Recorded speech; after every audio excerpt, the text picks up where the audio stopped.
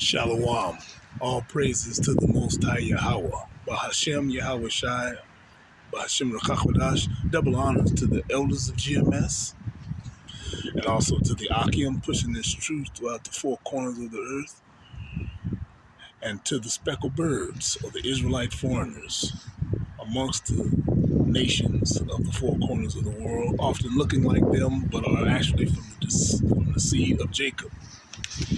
And I just like to read some scriptures about, and this is basically to show the strength of prophecy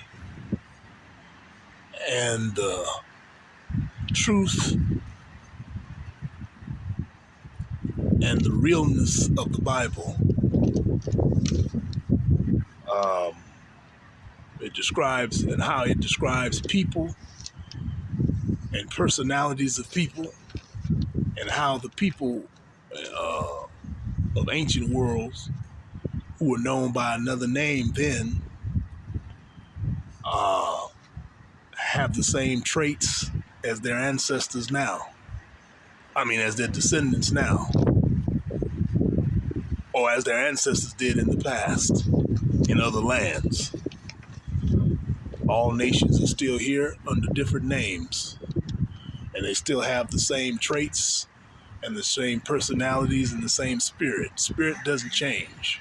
And I just want to read some passages to prove that. As you know, Israel has 12 tribes, and one of the 12 tribes is called Gad, which are the Native Americans today. And what it said about Gad before they were known as Native Americans back in the ancient world, there was a prophecy made about Gad. It says that Gad, he cutteth the, in Deuteronomy chapter 33, 20 to 21. It talks about Gad cutteth the arm and teareth the scalp.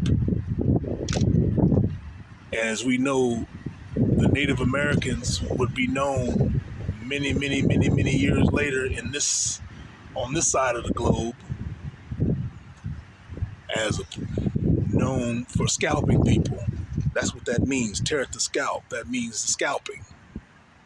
They are known for scalping. And that was a prophecy made about them years and years and thousands of years before they were known by that in this land, before they arrived in this land.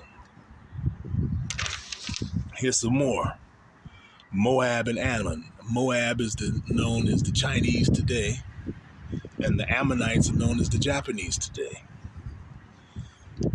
And by Genesis 19 and 35, when it talks about their incestuous relationship, that Moab and Ammon's daughters got them drunk. Well, they were drunk.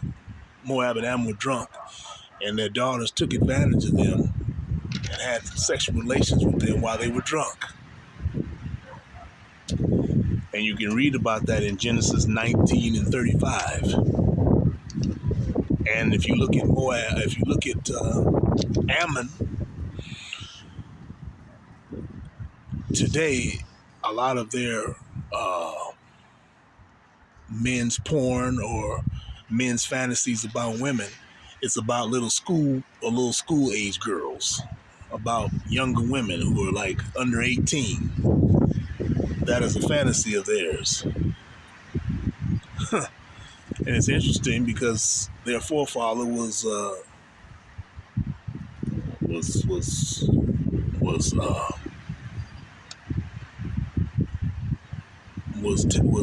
they were violated by their daughter,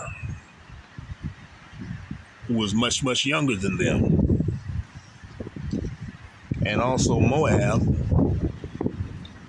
there was a Filipino man who said to a coworker of mine, who was my boss at the time, who relayed to me that in some Chinese households, the first man that a Chinese girl has is their father. And I was like, wow, maybe that's propaganda, because I know a lot of Filipinos don't like Chinese. So, But that's interesting he would say that, because he doesn't know anything about the prophecies. And years later, knowing that Moab had relations with his daughter, even though he was drunk, I was like, wow, that spirit still remains. And these are prophecies made thousands and thousands of years before this would happen in other lands, and they would be known by other names. And when it comes to Edom, who is the Western man or the white man that we know today, Habakkuk 2:5 says he's a man that never keepeth at home, which means he's a man who's always in someone else's land. In America, he colonized America.